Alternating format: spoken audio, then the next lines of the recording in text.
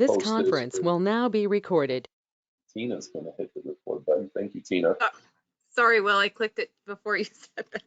No problem at all. Well, welcome everyone to another installment of the NWBA webinar series presented by ABC Medical.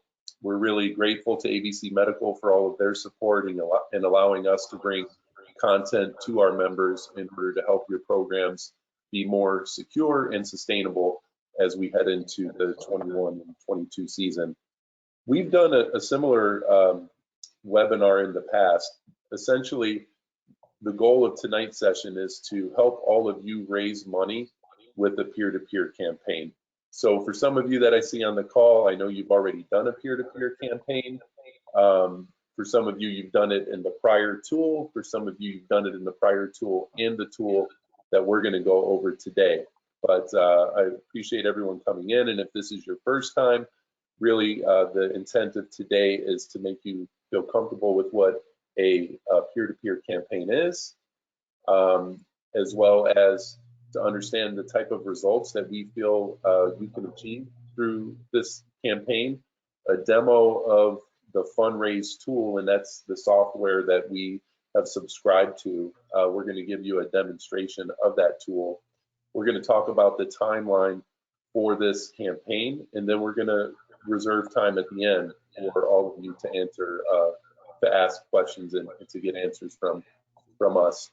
If you don't mind, remain muted. When you come onto the call, if you have a question, you could chime in via the chat box, or if your question's not getting attention through the chat box, Tina and I are going to try to monitor that, but you can certainly take yourself off mute, stop me, or Tina, who's also going to present some of the content, and we'll be more than happy to answer your questions along the way. So first and foremost, what is a peer-to-peer campaign? Ultimately, it's a strategy in which supporters of a cause ask their friends, their family, their network to give to that cause that they're invested in. In our case, that cause is wheelchair basketball. And the cool part about a peer-to-peer campaign, and I'll talk about this in a little while, is that it's not just wheelchair basketball at a national level, but it's a campaign that's intended to help your program there locally. They're used across many different types of nonprofit organizations, and it gives them the opportunity to partner with their supporters, whether they be members of that program, alumni, or other supporters of the program who fundraise on behalf of their programs. From an NWBA peer-to-peer campaign perspective, ultimately the goal is to help you all raise funds for your programs. Your athletes, families, and friends of the program can all participate in strengthening your program by using the technology that we're going to review tonight in order to go out to their networks. One of the things we're most excited about is that we've shown that this is not just theory that a peer-to-peer campaign can work. We've proven in reality that the method can be highly successful for people who are willing to use the technology to go out and tell their stories.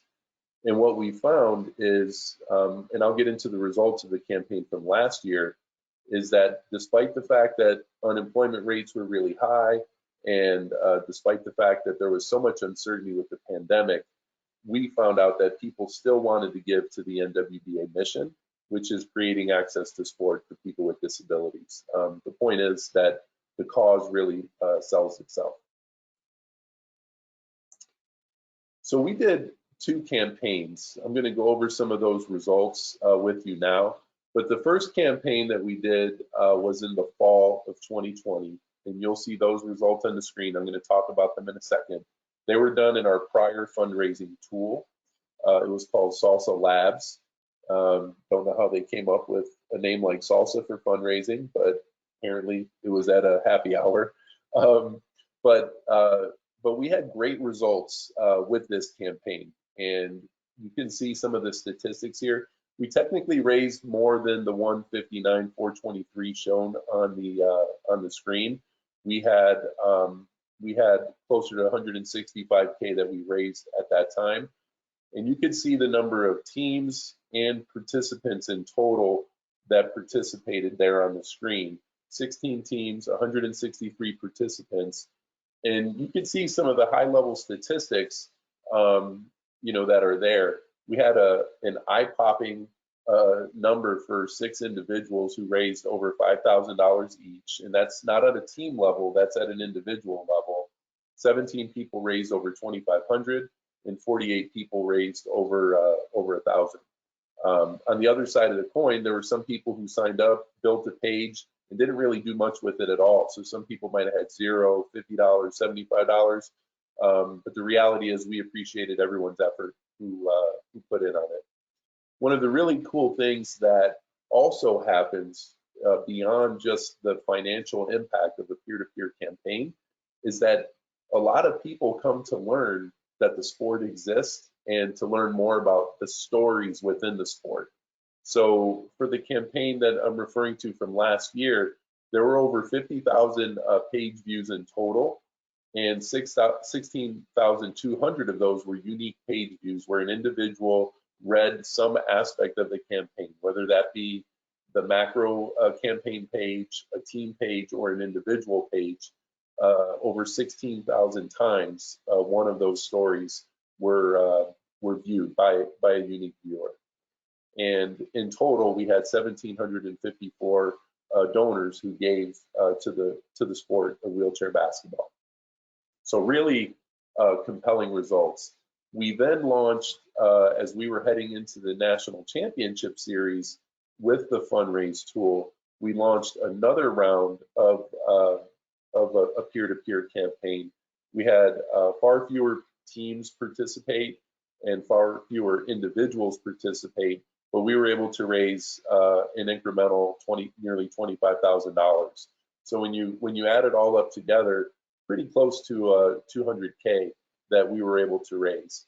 And again, 90% of the funds that were raised by the teams, 90% stayed with the teams, and then 10% went to cover some of the administrative costs of putting on the campaign, but also to cover the actual cost of the tool.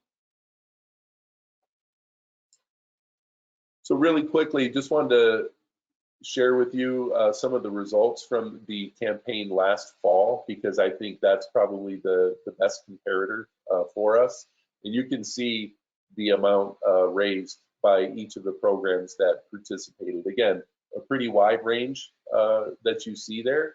And we've got some of the people who are on the call here now who participated in the campaign and who had really good success.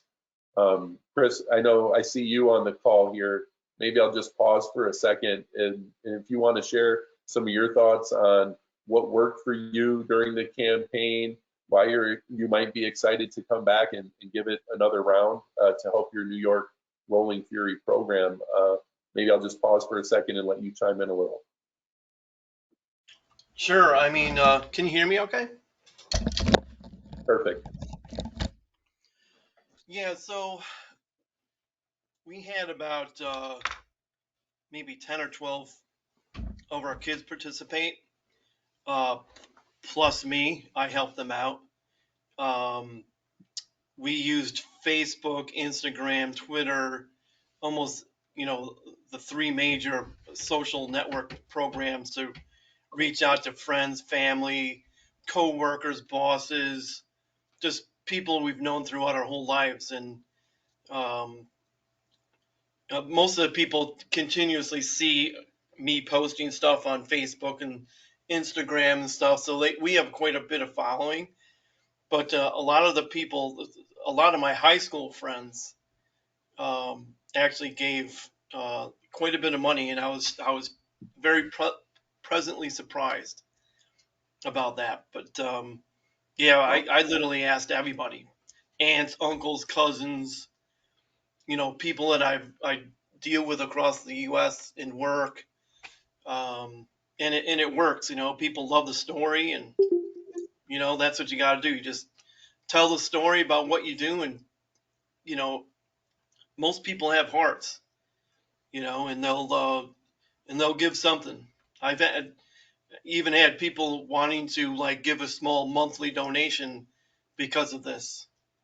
And it turned out to be really nice. So we're definitely doing it again because we'd love to raise another 25,000 because that's a huge help. Absolutely, absolutely. And I think one of the things that everyone on the call should know is that even if you have 15 people in your program, not all 15 people are going to contribute the same. If I go to the next page here, we can see that Sebastian in your program, brought in over $8,000, just through unrelenting parents and that sort of thing. So you can see that there's a pretty wide range of what you can get. But on average, we saw that on average you could raise over the $1,000 mark for each individual, which if you compared that to what you hear about peer-to-peer campaigns in general, it exceeds what the typical average is for a peer-to-peer campaign. And again, regardless of the amount of money that each person raised, we were just appreciative that 167 people signed up, because each contribution that they made, that they were able to raise, supported the sport at some level, local, regional, national. At the end of the day, wheelchair basketball was stronger as a result of their efforts.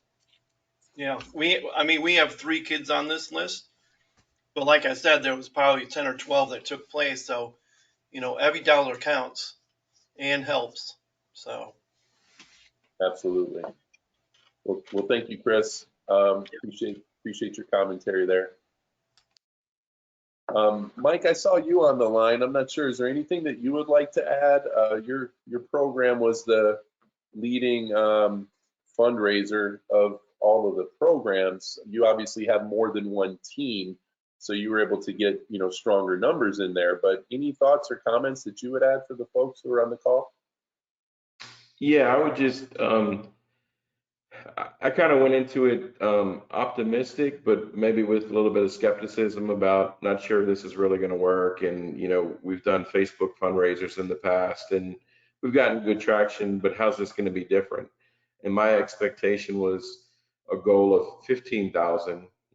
We did have a larger group and we ended up, so I would have gotten, our program would have gotten 13,500 in that scenario. And we ended up raising 32,000, almost 33,000. So we almost got 30,000, double what I was expecting.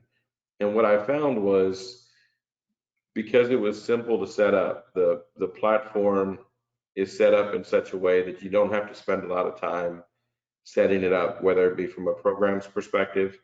And once the program sets it up, it's even less involved for an individual to do their page. Literally, it's a picture or two and then, just a little blurb about them and then sharing it and being active on social media. And instead of just saying, hey, will you give money to us? Even though essentially that's what's happening, it's will you invest in us? Because what we're doing is having an impact on individuals' lives. And for those of you that are in programs, just word to the wise, people like to give money to help kids, especially kids that maybe are in wheelchairs, and it's harder for our adult team members to raise money. And my answer to that is, well, you're part of a program that helps kids, so tell the story about how you started out and the impact it's had in your life. But I'm now part of a program that helps the next generation of kids as well. So make it less about, hey, just give me money. It's invest in us. And you can see by the results of our organization that you're going to get a good return on that investment. Peer pressure works too with the families. You kind of get, we refer to it as our mom squad. You get them involved and it's a competition, and they want to beat, they want their number to get higher, and our team to be better than the next team per se. And so it's a friendly competition. But at the end of the day, it's just trying to garner as much results as you can. And me personally, I initially set a goal of $2,000. 45 minutes after it went live, this friend, we were in a Bible study probably 8 years prior. She met my goal all by herself. and I hadn't spoken to her in person in probably 6 years. And like Chris had mentioned, she'd kind of followed social media. She knows things that I have done through the years. And her response is, look, I was able to do it. I'm happy to do it. I like what you do. And, good luck this season. So it boggled my mind because there's no way in the world it's the first time she'd ever donated to our program. So you'll be surprised at the people that end up supporting you in this. And so it really does open up new channels of monetary support. Agreed, Mike. And we're going to dive into the tool here, but I think what you'll see is that it's also really easy for them to give through some of the integrations that we have and how easy it is to use technology to get the word out. Chris, I saw you came off mute. Were you going to add another comment? Use your little kids to the best of your ability, especially if they're cute as hell. That is huge.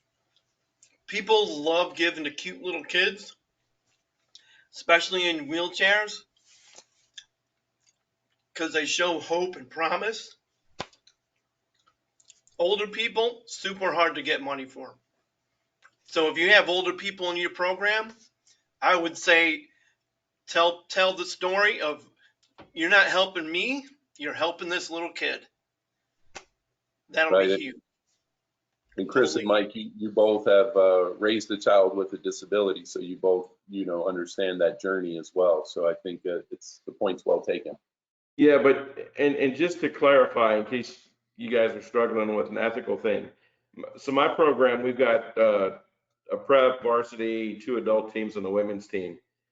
One of the things that is so impactful for the parents of our youngest players is they can come in, let's say that their child has spina bifida, and I can show them, okay, well, here's a team member that's 5 years older than your child. Here's one that's 10 years older than your child. Here's one that's 20 years older than your child. Here's one that's 30 years older than your child. And that provides a calming peace to that parent. And now all of a sudden they're in for life, because now they've found a place where they're going to be able to, it's going to be a support program for them, a networking for them. There's instant acceptance. So in order for my junior program to meet its highest potential, I need to have a strong adult program.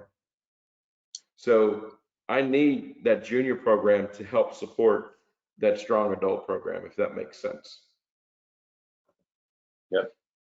Yep, and it helps in both directions, right? Because they also provide a role for the youth.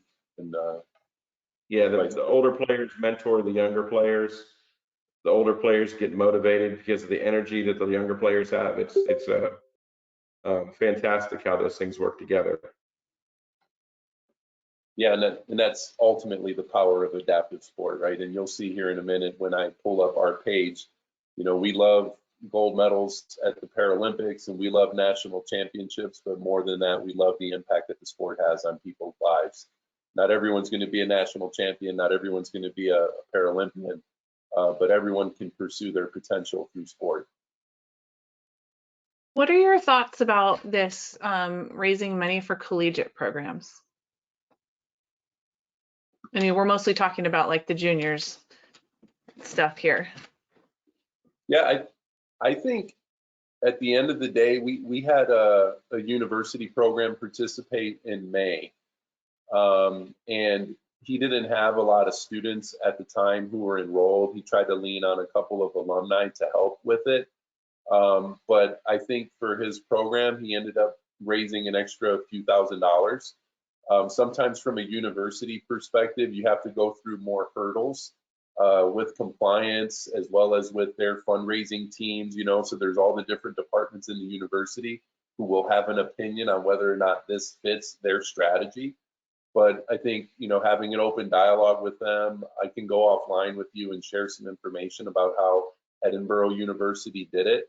But if you get through some of those hurdles at the university level, I think the truth is there's no more clear picture on the impact that wheelchair basketball has on people's lives than telling the story of college athletes, student athletes at a college level who are now pursuing an education because the sport got them a scholarship or got them into a college.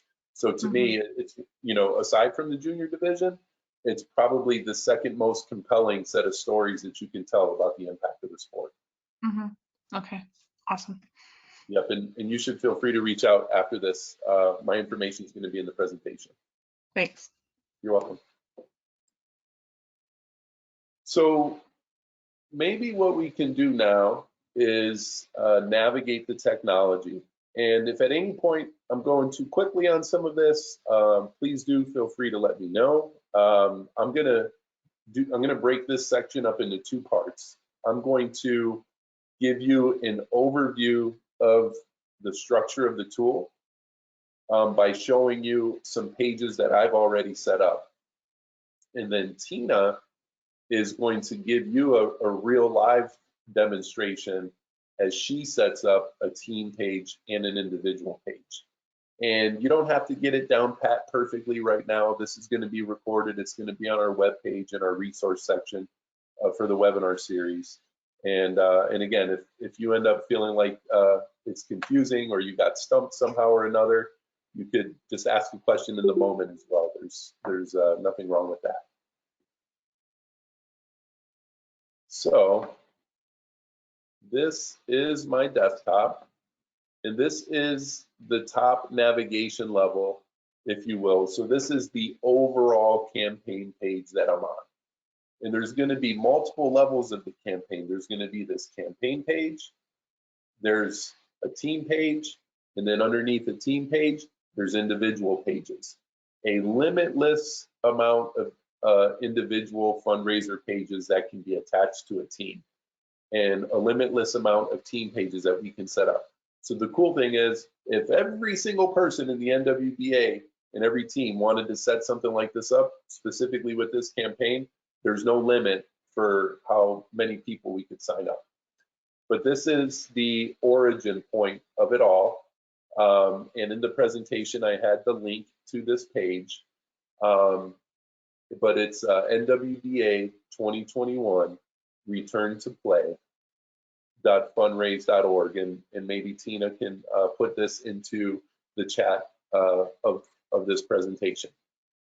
So at the top of this section, basically a little bit of a call to action, says a little bit about the NWBA. And straight away on this page, you'll see this throughout the whole functionality of the tool. You could donate, or you could build a page to go out and seek donations. So you're going to see donate and build your page buttons throughout.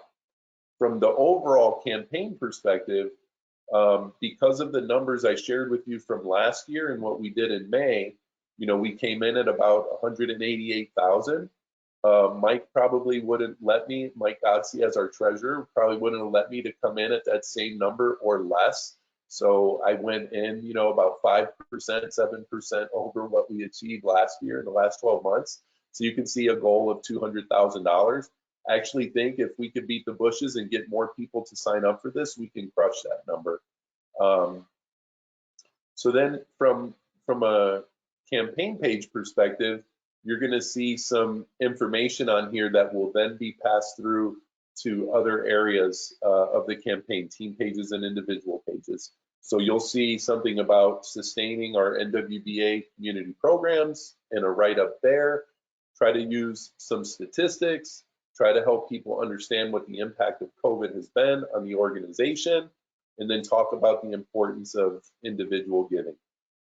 And then we have an ode to Dr. Nugent, our founder. Hopefully all of you know that Dr. Nugent was the founder of the NWBA, but one of his classic lines that he used to say between 1949 and his passing in 2015 is that the presence of a problem is the absence of a solution.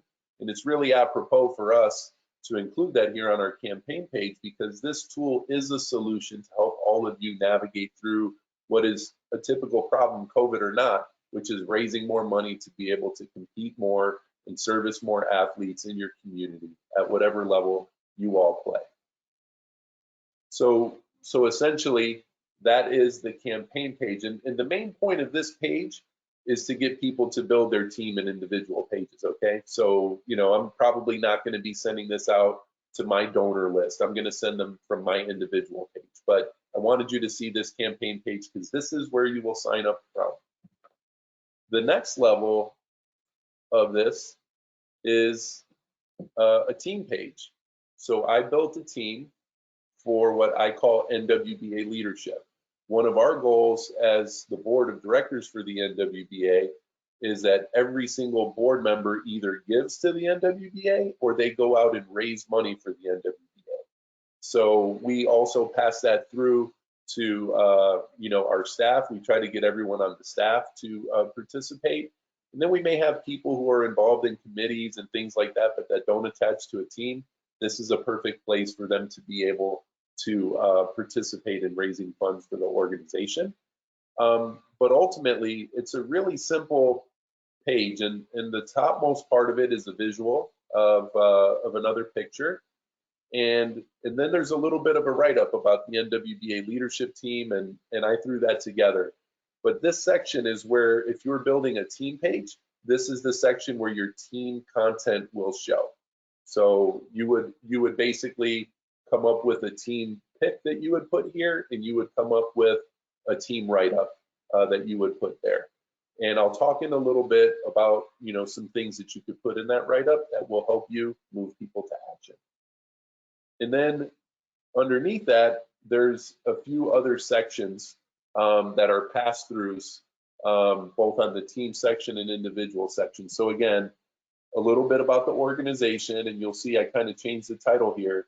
Wheelchair basketball is more than a sport, and the NWBA is more than a league, and then kind of use some of those same statistics. But what I also included in here are some impact blocks.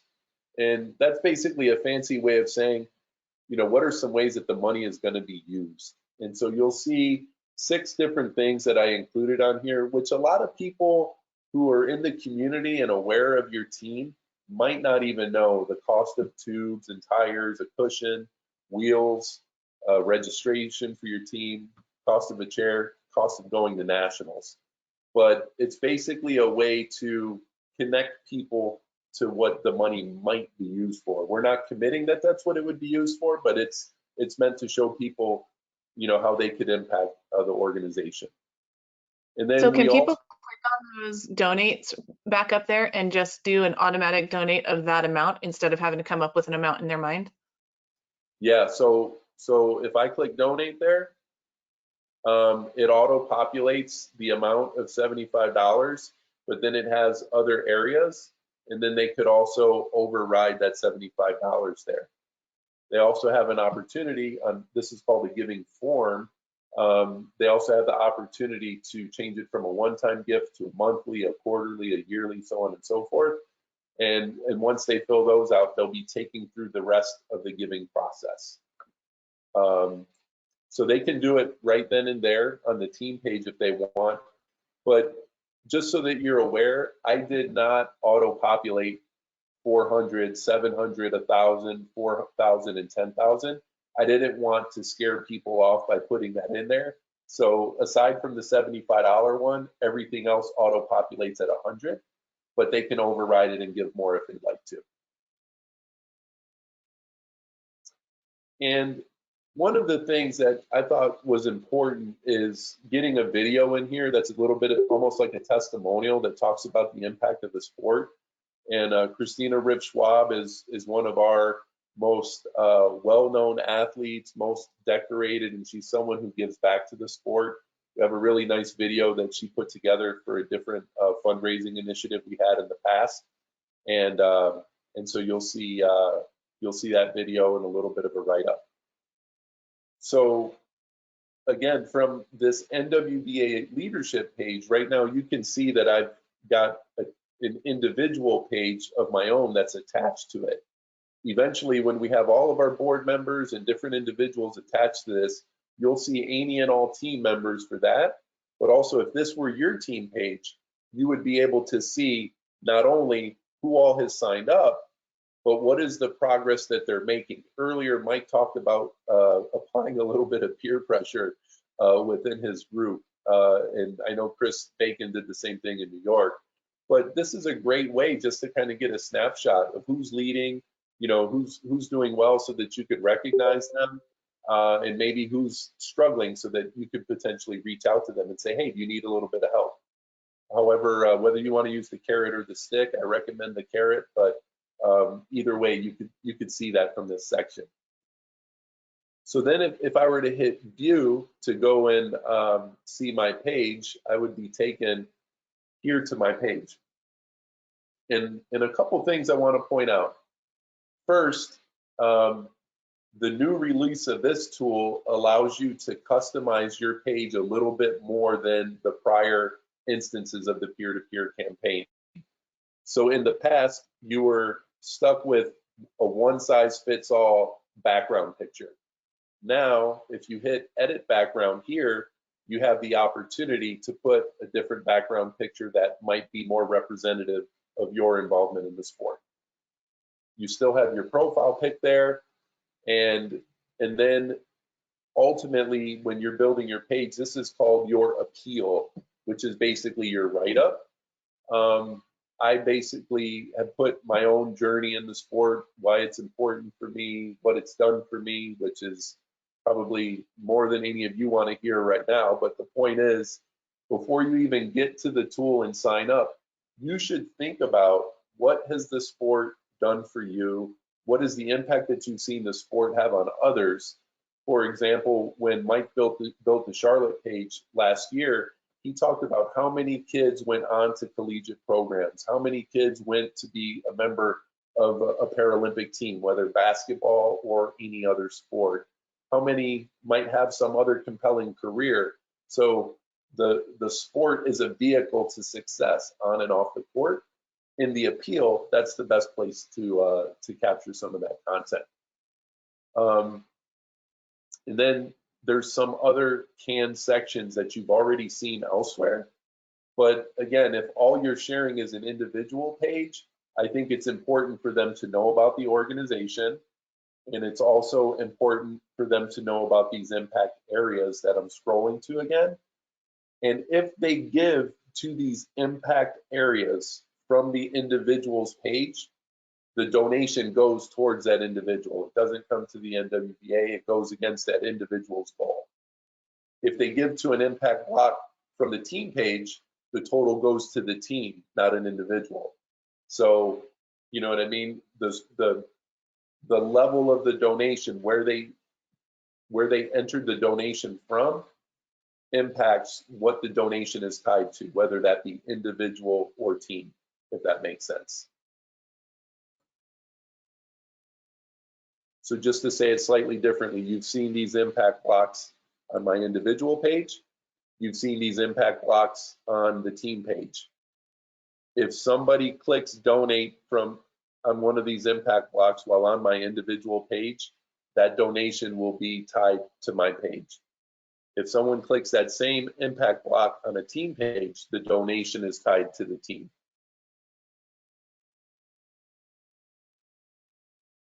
And then there's some more. There's the piece on Christina again. Something that I added to the individual pages is an opportunity for someone who might be a donor that's receiving this, who might want to get more involved. If they want to build a page and attach themselves to a given team, they can build it and go out and raise more money as well. The fundraising doesn't have to be restricted just to athletes. The fundraising can be done by anyone who's passionate about the program that we're talking about. So those are the three levels of the giving. So there's the campaign page, there's the team page, and then there's an individual page. That's sort of the hierarchy, for lack of a better phrase. One thing I want to show you really quickly is this settings button. And Tina's going to give a little bit more of a demo in a minute as she builds out a couple of pages. But from here, you have the opportunity to update your password. You have an opportunity to see your page settings, including the link, what your goal is. So for example, Mike talked about that individual gave $2,000 like within a half hour of putting up his page. So Mike had to go in and update his goal so it didn't look like he had already achieved it. So he upped his goal from 2,000, I think at that time, to 3,000. In this section of settings, you would basically hit edit and you could update your goal there. You could make sure you're tied to the appropriate team. You could basically track a list of donations there. But a really important piece is you can link your fundraiser page to a Facebook giving campaign. Basically, there's an integration here that you would click where it says connections here on the bottom left. You would click on that and make sure your pop-up blockers are off and all of that. But you would click on connections and it would say link to a Facebook fundraiser. You click it and that would take you here and it automatically, oh, look, my cousin just donated $250 to my fundraiser. You can see it right down on the bottom there. Thank you, Mike. I'll be sending him a thank you later. But really cool way that this is going out to all of the people in my Facebook ecosystem. And there's some other functionality in here. I'm not going to go through it all, but what I could do is click invite right now from this Facebook giving page that's linked to Fundraise. Hit invite and it's going to send a message out to every single one of my Facebook contacts for me. It'll allow me to put, a specific message in there to those individuals, and it really drives a significant amount more targeted messaging to individuals, which is something that drives the most success of these campaigns. So I'm going to stop talking for a second, and Tina, I'm going to stop screen sharing. If you want to now share your screen and show the folks who are on the line how to build a page. No pressure. No pressure. Okay, I think everybody can see my screen now. Yes. Okay. Let me move this out of the way. Okay. So this looks really familiar to what Will already walked us through, because this is the landing page. So the link that I put into the chat, and hopefully I sent it to everybody, but the link that's in there, this is where it takes you. So once this comes up, you'll need, if you haven't been a part of the Fundraise campaign before or one of the sites before, you'll need to create an account. And it's an account just like anything that we all have 7 billion of them, right? So it's the same type of thing in that setup as it is with everything else in the world now. It's going to ask for your email address. That's going to be basically your username. It's going to ask for a password and a bit of contact information to set up the actual account. So I've already done that and I'm already logged into my account, and you can see that up here in the corner where it has my profile picture and then also my name. So the first thing that we're going to build in that hierarchy that Will talked about is the team page. So you're going to click on this build your team, and then it's going to pull up this box here. And these are basically your different options. So you can create a team, you can join a team, or you can fundraise individually. So we're going to create a team. And the next thing it's going to take you to is to add an address. And as a team, you'll want to fill that in. It's not required, but you'll want to fill in the address of your team. And then you can go on to creating a page. And this is basically the backside of what Will showed in his page. So we're going to upload a photo from somewhere. There we go. So we're going to upload a photo of our team. And you can adjust it here, make it smaller, make it bigger, adjust where it's going to capture the little box that shows the picture. Then you'll save it. Give it a second to think about what it's doing.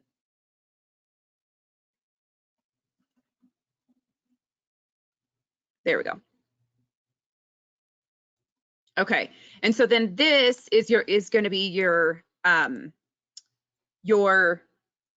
page title. So this is going to be your team name.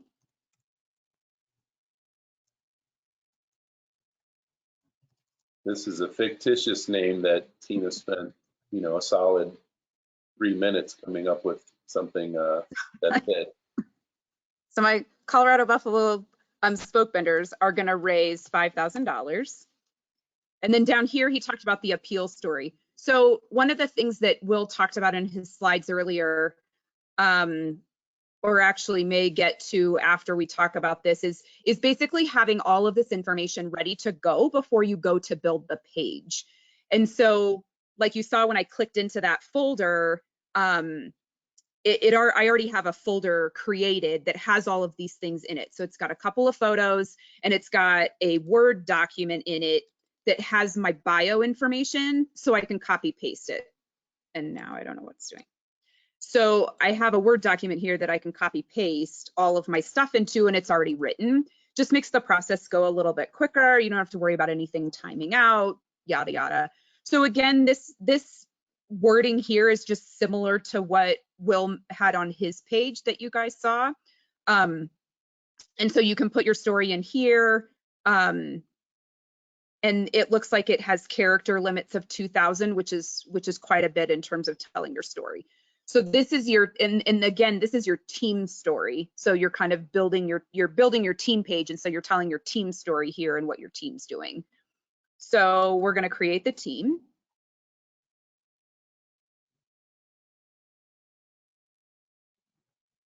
Hopefully.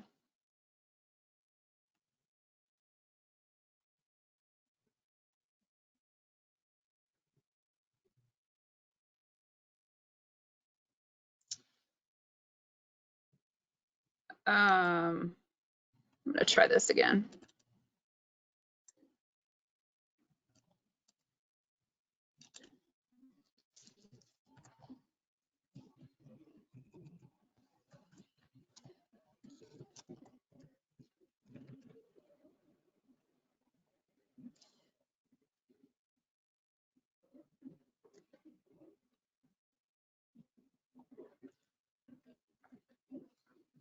And basically, the difference between team name and team page title is if you want to put a catchy phrase in there on the team page title, you can do that. Like Buffalo's raising money to get back on the court, whatever.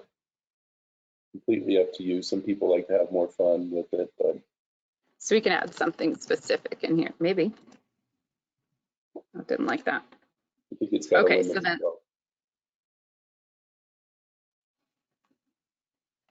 You may just want to put the appeal back in there again, Tina. Yeah, let me put that in there. Try that again. There. Okay, so we'll get this right eventually. So it looks like it created the page.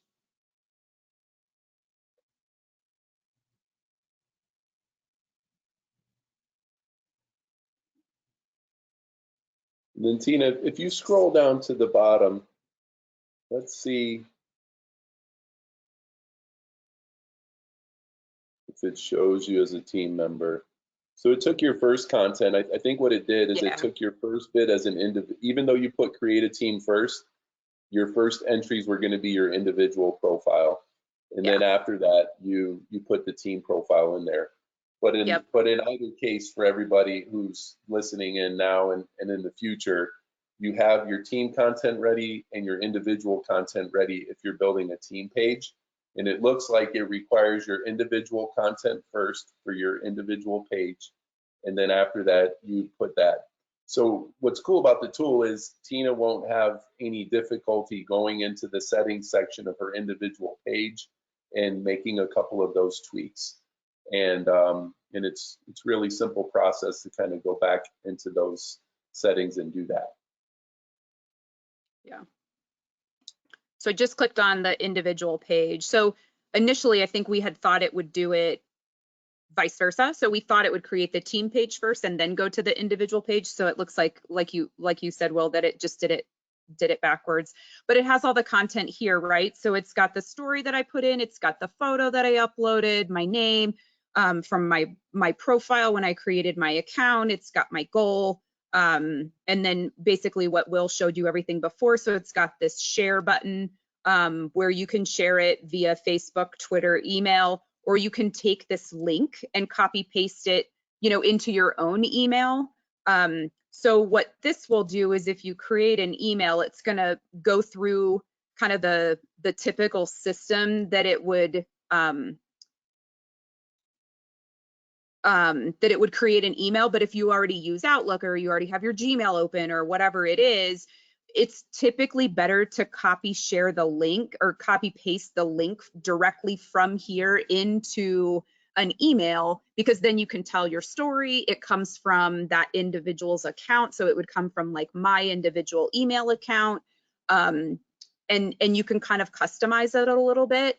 Will's going to get into this a little bit more later, but he's going to talk about, basically targeting who you want to share this with. And this just allows you to do that a little bit better. It's also not going through a third party. So a lot of times those types of emails will go directly to junk mail or a trash folder. So sometimes it's just better to copy paste the link and put it into your own email to share it. But there are these options here which work really great. So that makes it easy too. Tina, while you're on the page, I just want you to do one other thing. If you can go to your Word document, copy your individual write-up for me. Yep. And then come back to your individual page. I just want to show how easy it is to update this section. So we're going to go into settings. And I'm going to go into my page. Nope. Actually, just go back where you were, Tina, to your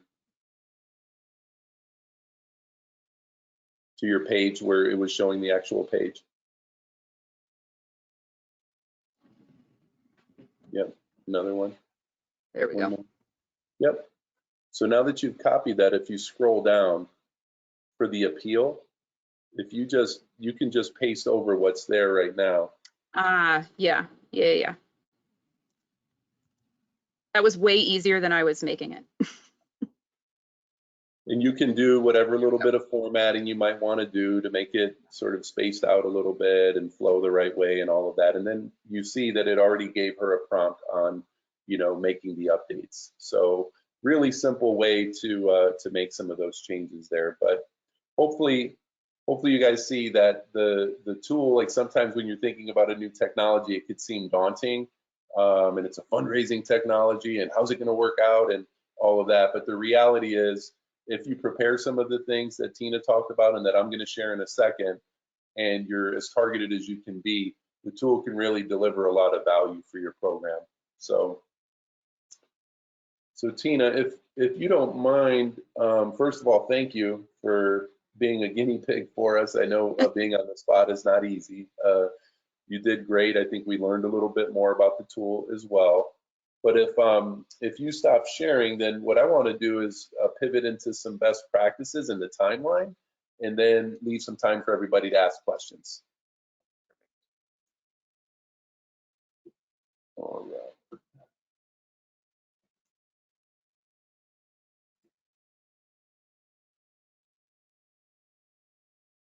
That's not the screen I wanted to share. Sorry. All kinds of fun here.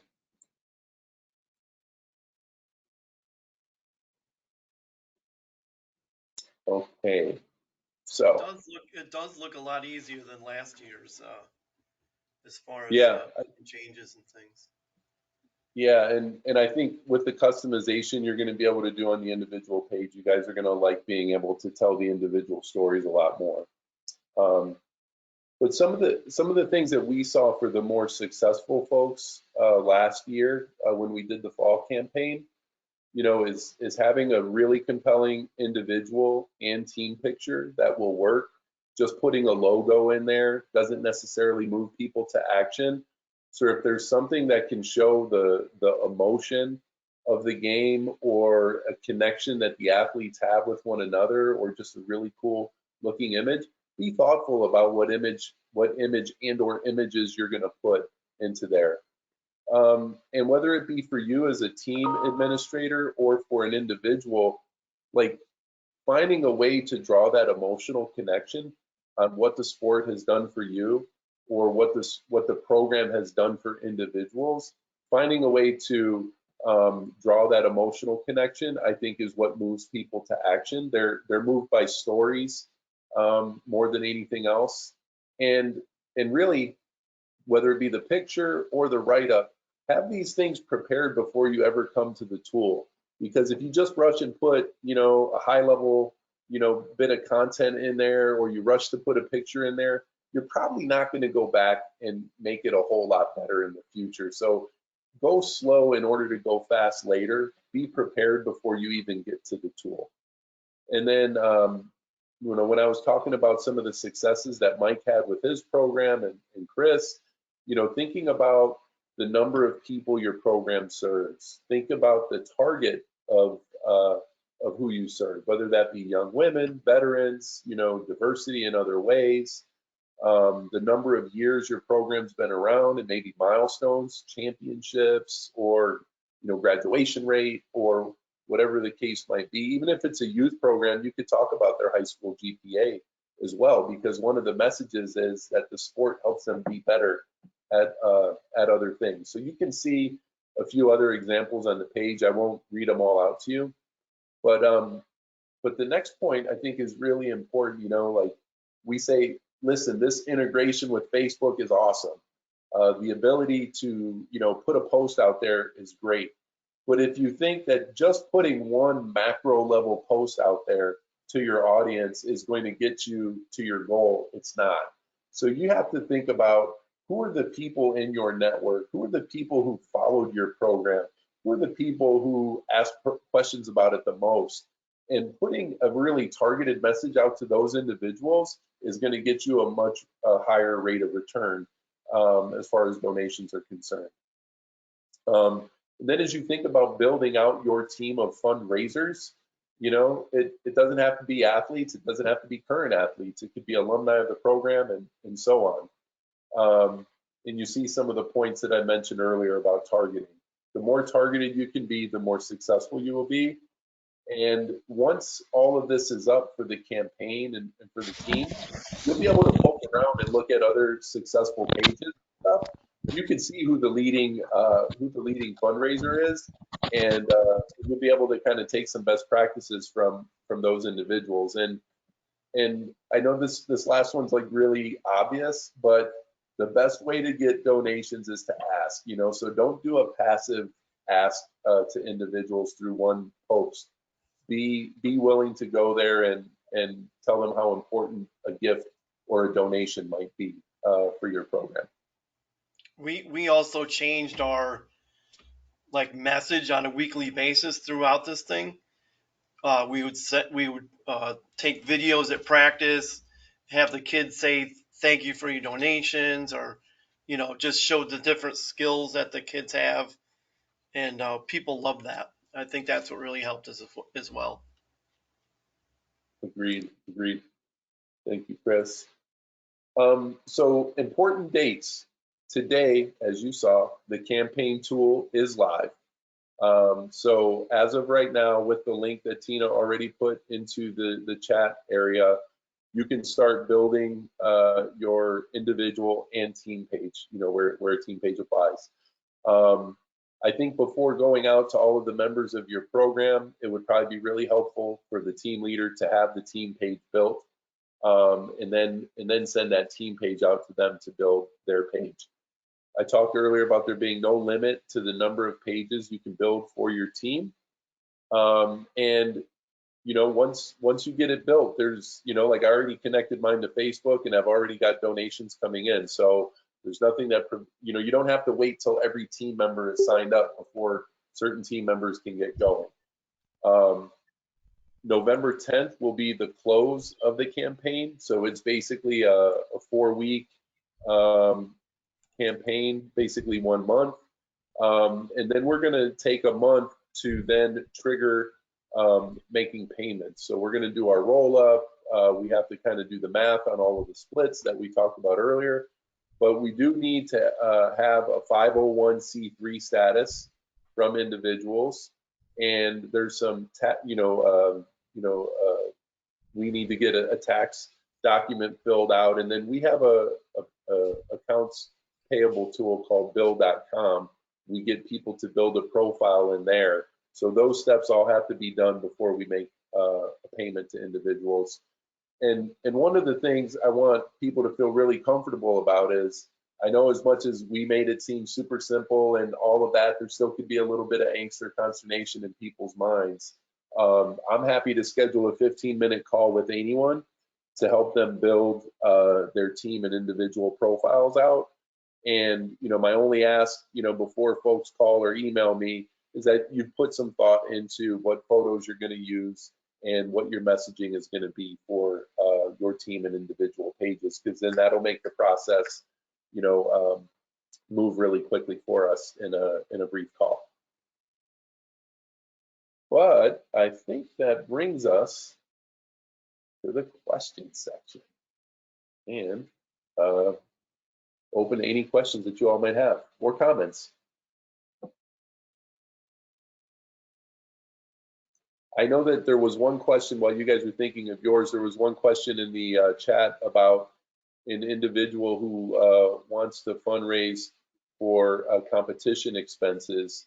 And we're not going to, because of the 501c3 requirement, we're going to attach all of our payments to teams, not to individuals, because it would create more complexity for us to track. And we know also that a lot of individuals won't have a 501c3 status. So the answer to that question is unfortunately not. But if James, you're still on the call, if you could get your team to be willing to create a team page and meet some of the requirements from a taxation perspective, then we would be more than happy to help build out the pages. But then the payment would go to the team, and the team would have to be the individual to determine, you know, how they're spending the money within the team. Hopefully that helps. This might be a weird, detailed question, but at the end, when your fundraising campaign is over and you've collected all the money, how do you get the money? Does somebody send you a check, or like, how does that work? So through the accounts payable tool that I was mentioning, it could trigger a paper copy check, or it could trigger, you know, an ACH transaction to the institution that you have on file within that tool.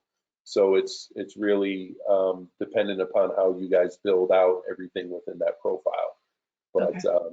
But yeah, the payment will hopefully be made by December 10th. That's our target date to do that, because we also want to close our books for the year.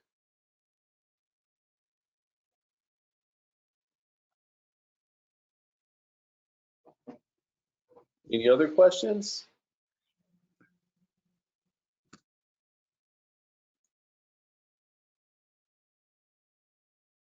Oh, look at that. So while I'm sharing my screen, Mike said that he's already, while on the call, set up his team and individual pages. So I'm going to go to his page. You can see it's got the pick that I had to kind of baked in there. Then he's got an awesome pick, just thinking about, you know, that emotional connection and some of those important moments. You could see him there with one of his athletes. You can see his write-up is there. And I think I mentioned to you that you can now add more media into your profile as an individual. So Mike was able to add even another program here down below. And just speaking of, you know, impact and a picture being worth 1,000 words, you see how many youth that program is impacting with the multiple teams that they have there, and just a great image of, you know, the kids in that program, along with the leaders who support it. And I think from here you can see Mike is connected to the Charlotte Rolling Hornets. He's a member of that team. So when I click on that page, you can see his write-up. I think Mike probably did a good job of saving his file from the last fundraiser. And he's already got his goal in there of 20,000. I'm confident that he will be raising that at some point. No pressure, Mike. But you can see, you know, now Mike's familiar. He's done a peer-to-peer before, but he's not used this tool before. But you can see in the course of a 45-minute conversation, he was able to go in and build all of that out. So I think a really cool example of the user-friendly nature of the tool. Mike, did you want to add anything to that? Yeah, actually, most of the time that I spent was drafting the email that was going out to all of the members in our organization saying, hey, go here, look at this, go here, look at this. It's live now. It's going to run through this date. And yeah, some of it was cut and paste from the prior year and updating things. I probably need to review it. There may be a mistake in there, but getting it live is super important.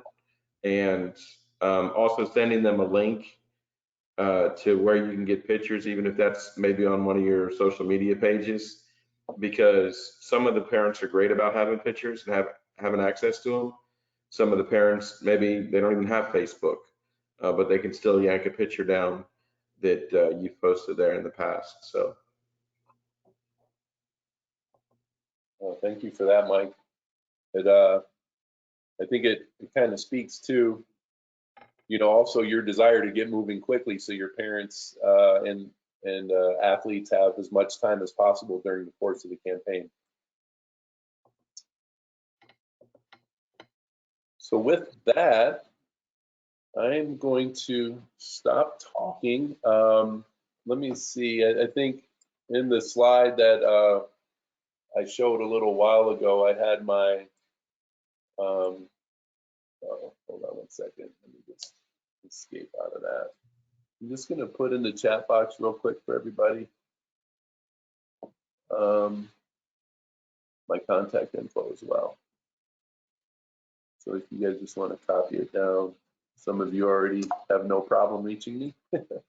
But for anyone who doesn't have it, before the presentation gets posted on the NWBA page, you guys can reach out and I'd be very happy to spend some time with you one-on-one.